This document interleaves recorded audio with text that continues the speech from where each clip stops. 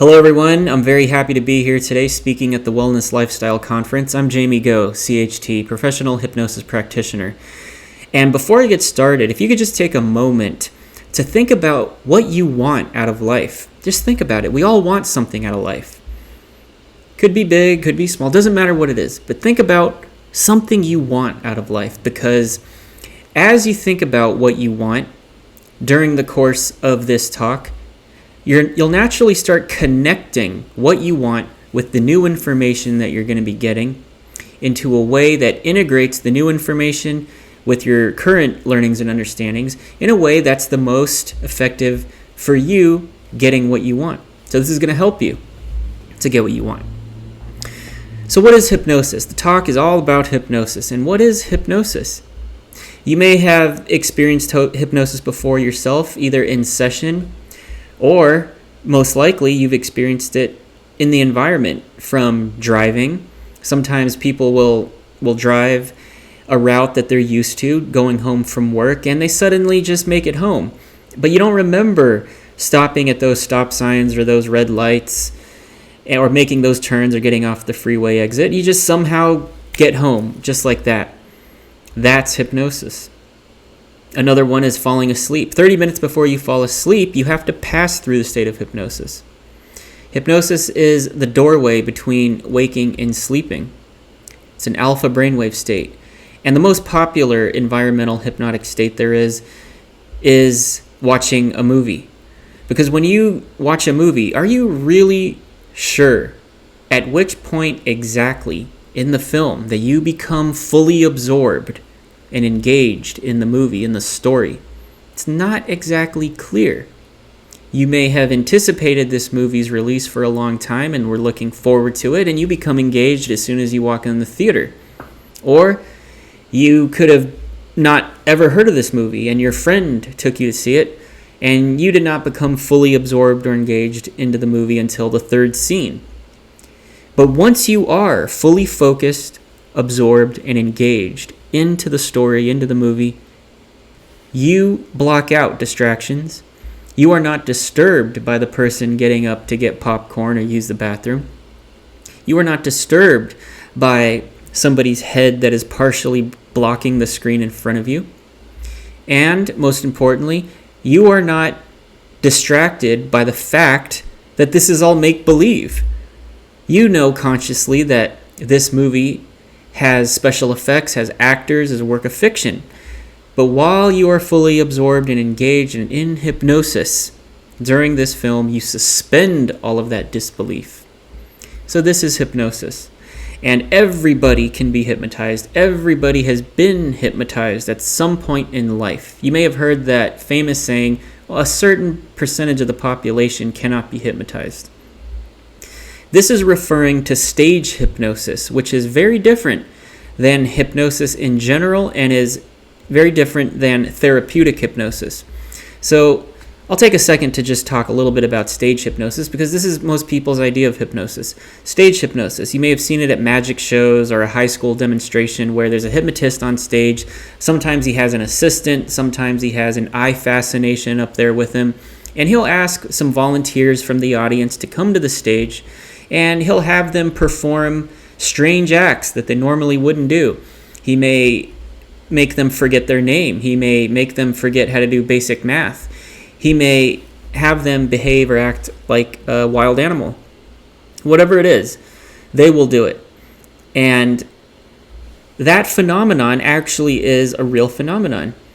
But it's different than therapeutic hypnosis. And the people who actually, so there's a little secret to this.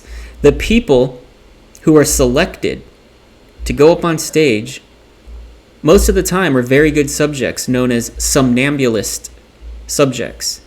And these somnambulist subjects can be good hypnotic subjects in one of two ways.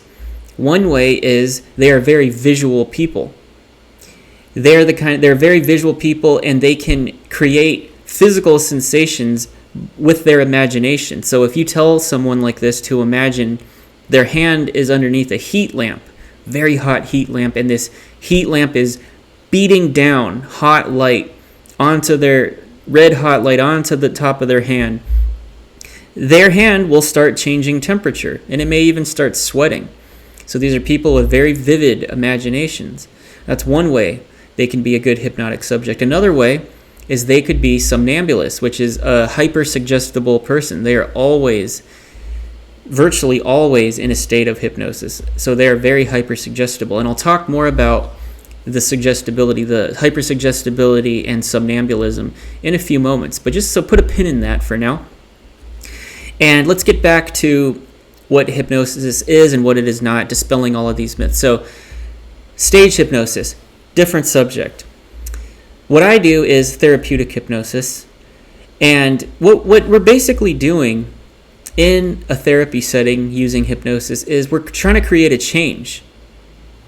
We're creating a change in behavior. So how is behavior learned? Well, and that's a key word. Behaviors are learned. All of them. So if you look at someone who is a smoker, addicted to smoking, they cannot quit. They had to learn how to smoke because most people don't enjoy their first cigarette. It burns, it tastes gross, it stinks, makes the lungs feel weird on that first drag, and it's painful. So there is some secondary gain, though. It may get them in with the cool kids. It'll make them look cooler, whatever it is, peer pressure, they'll be accepted. So they're willing to go through a little bit of pain for that secondary gain, that byproduct of pleasure that they get.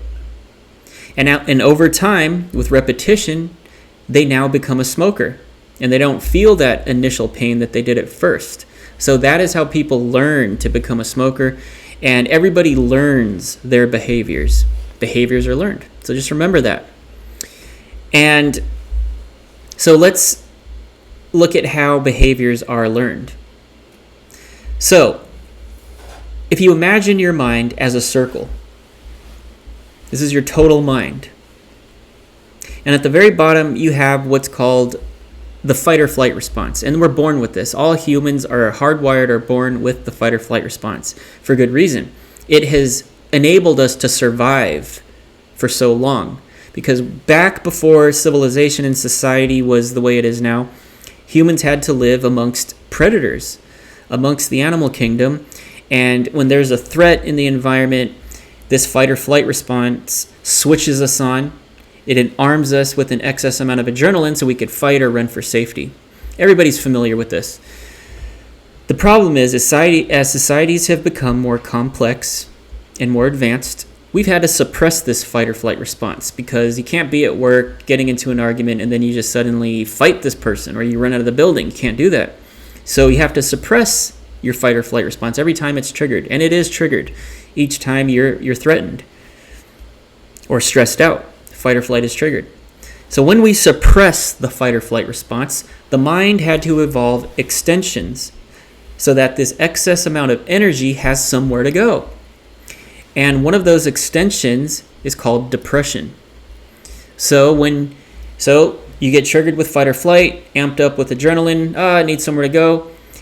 Some people get depressed. And when they get depressed, the physical body gets tired. And when the physical body gets tired, you go to sleep. And when you go to sleep, you dream. And through dreams, specifically your early morning venting dreams, that excess adrenaline and energy that was created from fight or flight can escape. And it can vent out through your early morning dreams, which is another reason why that phase, there's 3 phases. According to one dream theory, there are 3 phases of dreaming. This is why the early morning dreams right before you wake up are oftentimes the most surreal out of all your dreams, because it's venting and getting rid, or sometimes bringing in front of you something that you should integrate into your life. But whatever it is, things are being brought to the surface from the subconscious that need to escape somewhere.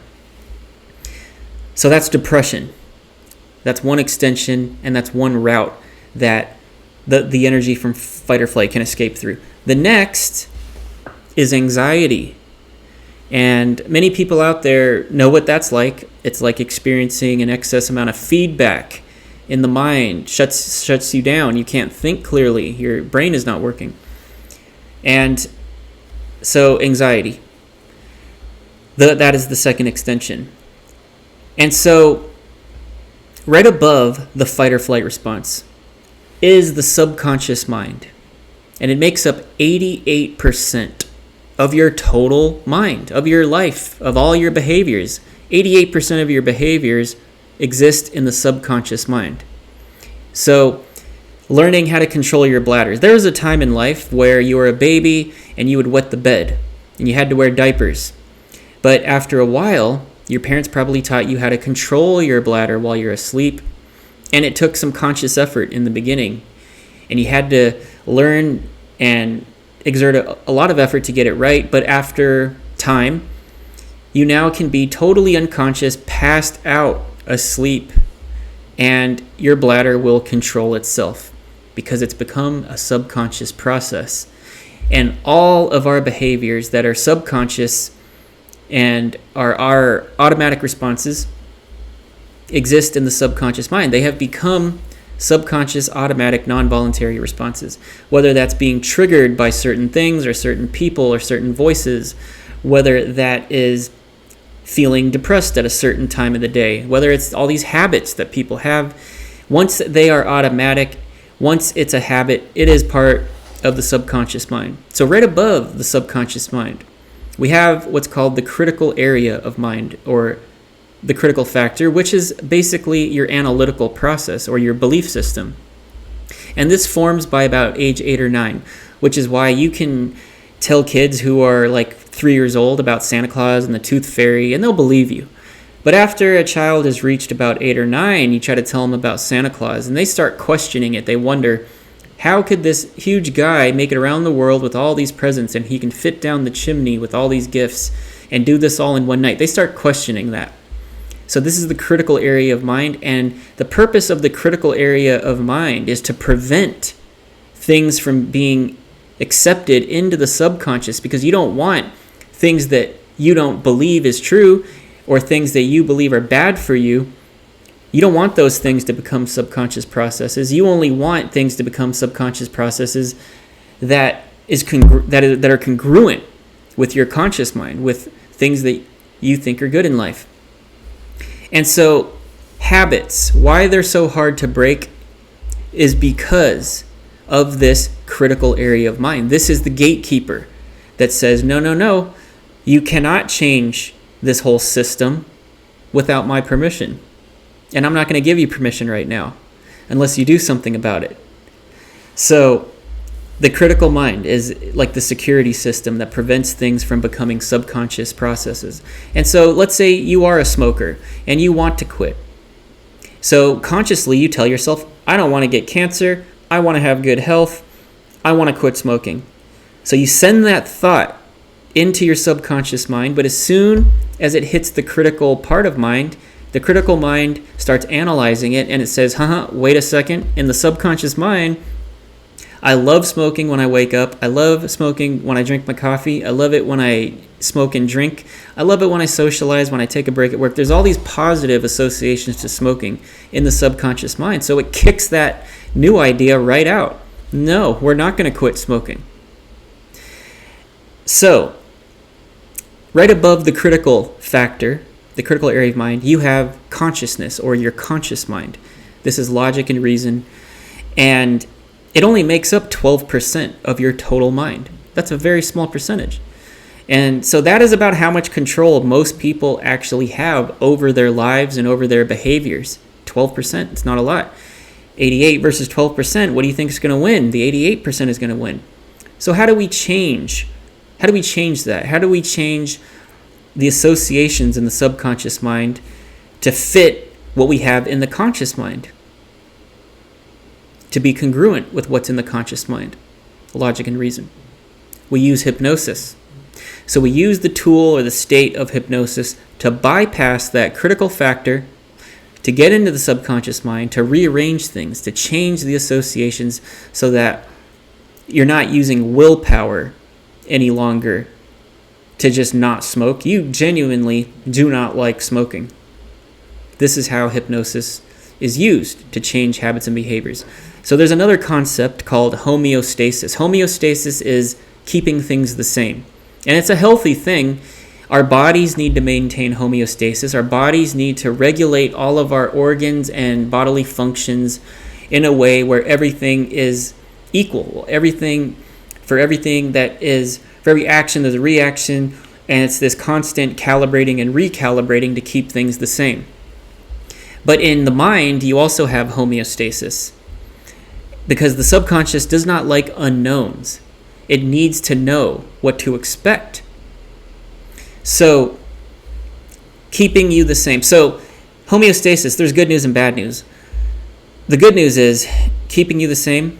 So yes, you may not be able to change for the better, but you also, in a lot of cases, are not going to change for the worse either. So like people who are trying to increase their income, let's say they're trying to double their income, a lot of times they have self-limiting beliefs, and they cannot fathom what it's like to be a double earner. And even if they win the lottery or they get a raise at work and they work really hard to make that extra money, once they have that money, there's often this thing where they will lose the money. And when they lose the money, they end up back where they started in homeostasis. But at the same token, if they ever lose money, lose their job or something like that, that'll last for a little bit. But sooner or later, they're going to return to their thermostat, to homeostasis. They're going to return. So everybody has a subconscious mind, a critical area of mind, a conscious mind, a fight or flight response, and is under and has homeostasis to deal with. And we use hypnosis to change by bypassing the critical mind to change the associations in the subconscious mind. And so now let's talk a little bit about where does hypnosis come from? Well, it's existed for a really long time in the Western world. It goes all the way back to Franz Mesmer, who was German, but most of his work was done in Paris. Franz Mesmer believed that the human body has a magnetic fluid within it, and it runs throughout the body through all these channels that directs the current and flow of this magnetic fluid. And he had these metal rods that he can run over people's bodies, and he can give them suggestions, and this would heal them from psychological and physical ailments. Now, King Louis XVI, the last king of France, did not like Mesmer at all. He did not like him. He was getting so much power. He was getting so many followers. So he organized this panel of scientists to debunk him. And the guy to debunk him was actually Ben Franklin, the American who discovered electricity. So Ben Franklin comes over to this panel, and there's a demonstration. Mesmer is told to do his thing on a patient or a client or a subject, and it works. It actually works. The subject gets results, but then Ben Franklin says, well, wait a second, let me use my magnet. I mean, after all, I'm the discoverer of electricity. I have magnets with me. Let me see if it works when I do it. And of course, it didn't. So this theory that Mesmer had about this magnetic fluid in the body, which he called animal magnetism, was debunked. By the way, we get the word mesmerize as well from Mesmer himself. So it was debunked, and the board was convinced that there is no animal magnetism. This is all BS. However, that's not to say that Mesmer's followers and his clients, his subjects, were not getting results. They were being cured. They were changing. And so Mesmer's followers carried on his tradition, and one of them, by the name of Placebo, carried on this craft that Mesmer was teaching, and he called it mesmerism. And I don't want to bore you guys with all this dry history, but long story short, mesmerism eventually was changed. The term was changed by a man named James Braid, scientist named James Braid, into hypnotism. And James Braid figured out that what is happening here is the power of the mind. There is something about the power of the mind that is healing these people, whether it's their belief in the cure, or it's the belief in the person administering the cure. It's working. And in modern times, we have the placebo effect. So The placebo effect often is overlooked, and it's written off as, oh, that's just the placebo effect. But the implications of what the placebo effect is powerful. So you could take someone who's depressed and you could tell them, so your brain has these neurotransmitters and you have different levels of them. And if you are deficient in certain levels of neurotransmitters like serotonin or dopamine, you're going to be depressed. So what we're going to do to cure your depression is we're going to give you a pill. This pill is going to boost up your levels of serotonin and dopamine, and that will bring you into an equilibrium, a nice chemical balance, and that's going to fix your depression. So they actually give these subjects in these studies a sugar pill. It's not the real antidepressant. There are real antidepressants, as we know, but there are studies where they can give somebody a sugar pill and their depression lifts because they believe in the cure. They believe in the model. And so their own mind, the power of their own subconscious mind, actually heals them. So within everybody has this resource, these resources, this reserve energy bank of resources that you can tap into to heal yourself, to reach higher and higher heights of potential. And we all have it within us. Now, that is not to say that if you are legitimately sick terminally, to not seek professional treatment with modern Western medicine. Definitely do that. We're talking about ailments that are psychosomatic in origin and that are within the scope of control. So like anxiety, a lot of people, sometimes eczema, very minor things. I mean, there's a lot of speculation that even cancers and things like that do have psychosomatic origins. But if it's gotten to that point, it's extreme. So you will need extreme solutions to fix extreme problems. So go definitely seek whatever professional modern Western treatments that you can. But for anything else that is within the scope of your control, you could try this first, using hypnosis, using your own resources to heal yourself. And there is very strange phenomena that happen miraculously, which are spontaneous remissions. And a lot of it is based off of your belief and your suggestibility, which I'll talk about now. So how does hypnosis work? How does it work? It works off of suggestibility. So your suggestibility is your learning process. In other words, it's like a personality trait that you have. And we all have a barometer. We all work off of a barometer. So if you look at this spectrum, at one tail end of the spectrum, you would have a very inferred thinker, an inferred suggestible person. And at the other tail end of the spectrum, you have a very literal inferred thinker. And everybody's suggestibility is going to be located somewhere along this spectrum. So let's look at this example. If you are someone who is at the very far end of the inferred scale, you wonder what people mean when they speak. You wonder what the meaning is behind what they say. So, example, you go to work one day and someone who you don't really talk to that much says, "That's a nice shirt." If you are an inferred thinker, you're going to wonder why this person is giving you a compliment about your shirt today. Why didn't they give me this compliment last week or yesterday? Why are they suddenly talking to me? Do they want something from me? You're going to wonder what they mean by it. If you're more on the literal side, you're going to take that literally. You'll take the compliment and you'll move on with your day like nothing happened. So everybody is located somewhere along this spectrum. People who are smack in the middle of this spectrum are called somnambulists.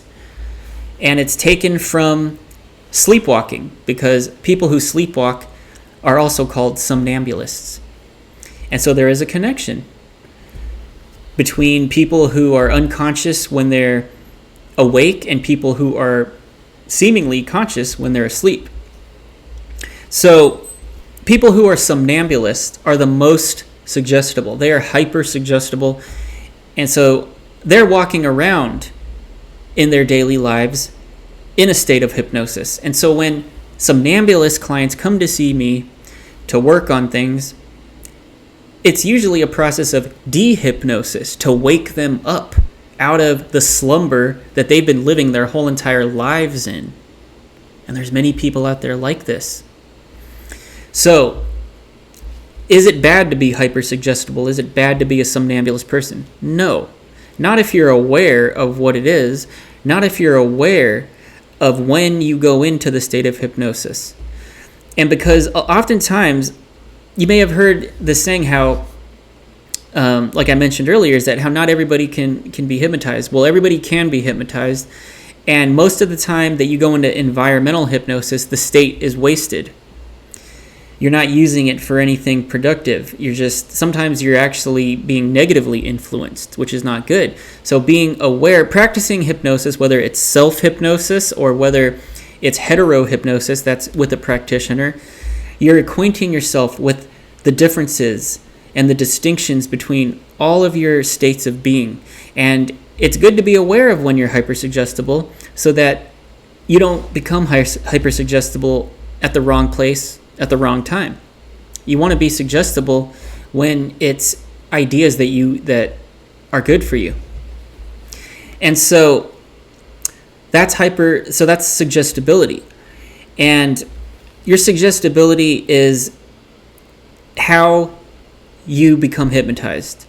Now, some people will respond more to extraverbal explanations. Some people are going to respond more to intraverbal explanations. And like I said, some to more literal wording, and to some people are going to infer certain wordings. So hypnosis can help you in many ways. It can help you to change habits. It can help you to gain confidence, to get rid of anxiety, all these things, mostly non-voluntary responses. So if you automatically feel irritated or anxious when you go certain places or do certain things, and those sensations just non-voluntarily, without your conscious effort, just happen, hypnosis can change that. But even more, now I'm going to get into a little bit of metamaterial, because I'm a huge fan of metaphysics and parapsychology as well. Channeling and mediumship, trance, these are all states of hypnosis.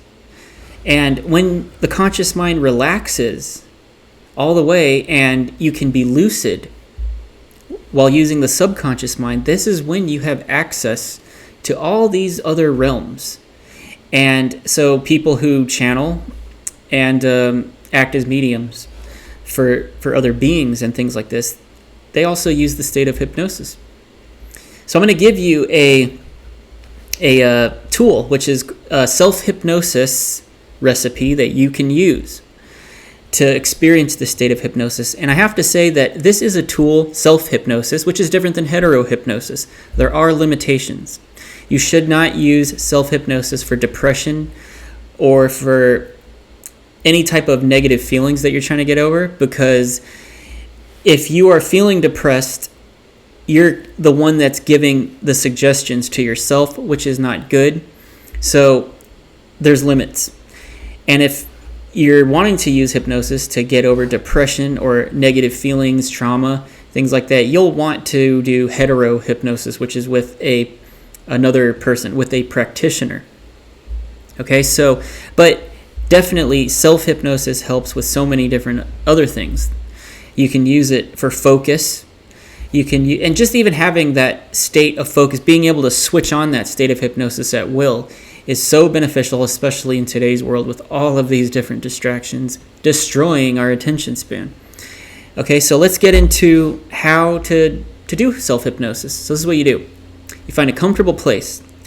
Don't do this in your bed. You don't want to do it somewhere where you would fall asleep, because you still want to stay awake, but you want to be comfortable. And you don't want to do this in a car where you're driving or anything like that.